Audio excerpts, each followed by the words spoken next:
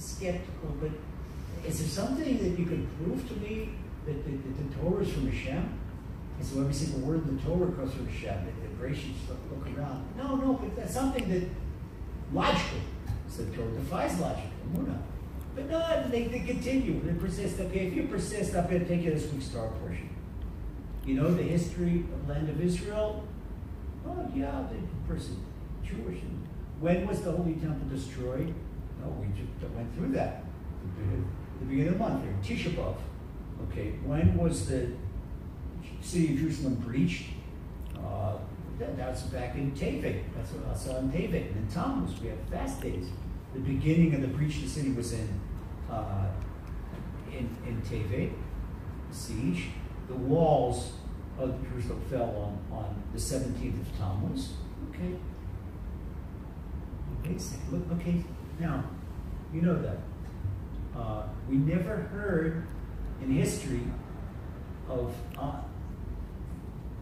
ancient Israel being attacked during Pesach, or during Shavuot, or during Sukkot.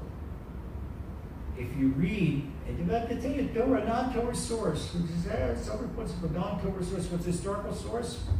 Read the Jewish Wars of Josephus. Just read Jewish Wars. It's the exact history of all the wars during the time of the temple. Exact, the king was a great historian. That's just really talks about never an attack during Pesach, Shavuot, or Sukkot. And you know what happens during Pesach, Shavuot? Let's see what the Torah says. The Torah says, שלוש פעמים בשנה יראה כל זכורך את פני השם אלוקיך במקום אשר יבחר. בחג הסוכות, בחג השבועות, בחג המצות, בחג השבועות, בחג הסוכות. ולא יראה את פני השם ריקם. Okay, so we translate this that 3 times a year Hashem shall see every male.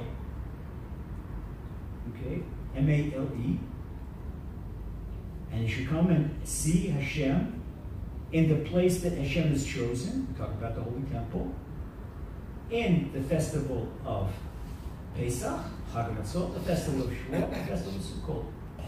Every single male. You know what that means? That means that the entire army is taken off the borders.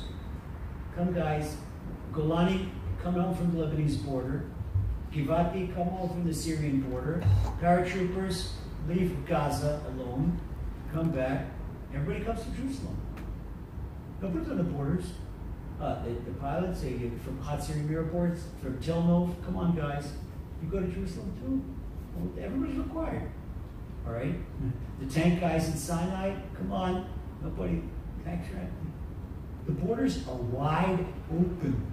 Wide open. There's nobody to stop and end for coming in. Because here, Midoraita, every male, there is no halachic dispensation to stay on the borders. You got to come to the Beis Hamikdash. It's right here.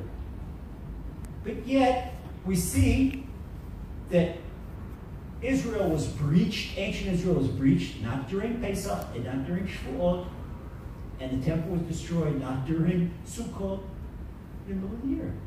So what happened? What's going on here? The Midrash in Shir HaShirim gives an amazing story that explains this Gemara. The Midrash in Shir HaShirim talks about 2 brothers who were farmers in Ashkelon. Okay, Ashkelon is one of the towns of ancient Philistine. Okay, there are 5 main towns, and Ashdod and Ashkelon were Philistine towns. All right, but at the time of King David took over this area, but many Philistine non-Jews were still there, and they came back during the time of the Romans, the Sardian time. So there were these Philistine neighbors that were very jealous of these 2 Jewish brothers that has a very successful farm, and they know these guys go for a whole week to Jerusalem during Pesach. And after Pesach is over, it's going to take them at least 2 days to come back to Ashkelon from Jerusalem on wagon, donkey and wagon. All right. So the neighbor said, we are going to leave them. In Hebrew they say megulach. shaved. We're going to shave all their assets. In other words, we're going to rip off that entire farm. They're not going to have a single sheep left. There's nothing in the field. Listen now. Okay, so it's the first night of Pesach, Seder night, and the neighbor said, okay, now they go, and they go to descend in the household, but they stop, and they see a light in the house. And the two brothers are sitting at the Seder table, and they're singing. I said, that's puzzling. We saw them drive away with the wagon to Jerusalem 3 days ago. We saw them. Okay, they wanted to wait and make sure, but now the holiday is there, and no Jews are in the field, no Jews are in the streets. So now they're going to come and do it. They couldn't do it. Every single night, the same thing. Here are the two brothers, and then they come. Pesach was over, and the Midrash tells us that the two brothers, they came, the neighbors saw them coming back up the road from Jerusalem to Ashkelon, come back into town. And the neighbors came and said, where have you been? They said, where we always are during Passover, in Holy Temple in Jerusalem. They said, who was at your house this time? The brothers understood. It was Hashem sent his angels to guard the house. These are the same angels that guarded the border. And there are all types of stories during the 6-Day War, during the Yom Kippur War. During the Yom Kippur War, there was one Israeli tank that stood between Ramat Golan and Tiberias. Syria, the army was finished. Think of the might of my right hand. The army was finished. Syria could have come right back in. Nothing would have stopped them to reach Tiberias and capture the whole north of Israel. What happened? They stopped. They stopped. There's a famous story about Tzvika Greenbaum. If you look at Tzvika Greenbaum, he's the last person in the world who looked like a Rambo. Tzvika's 2 years older than I am. He's an accountant in Ramat Gan. Hey, he's got a old head. Tzvika was tank commander. And he got together here, he knocked down something unbelievable number, like 100 Syrian tanks. We're not picking them off. Picking them off. So after the war, they interviewed this Syrian and said, well, why did you attack? Why did you bring in your whole division, a tank division, and just overgo the Golan instead? He says, what are you talking about?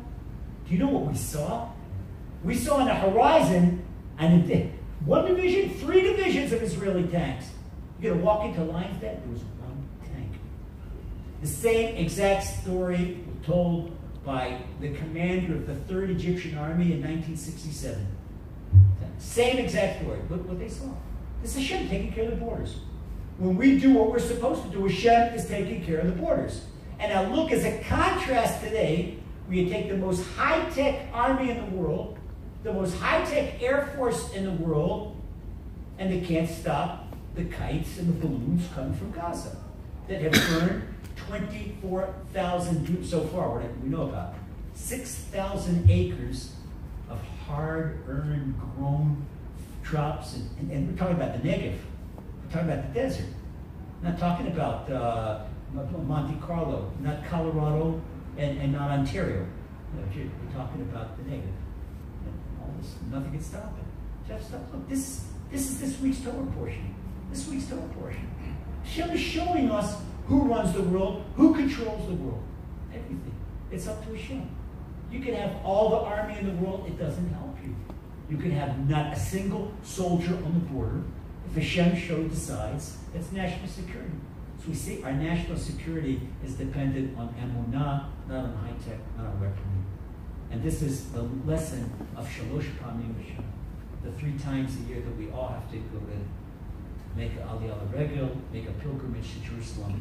May Hashem help us in the nearest future that all of us will meet each other together at the next pilgrimage, right after Rosh Hashanah and Sukkot, that will all be, by the time of Sukkot, in the Holy Temple, in our rebuilt Yerushalayim, with Mashiach Tzidkenu, Spina Days, Amen. Have a great Shabbat, Rosh Chodesh. God bless. Okay, guys, let me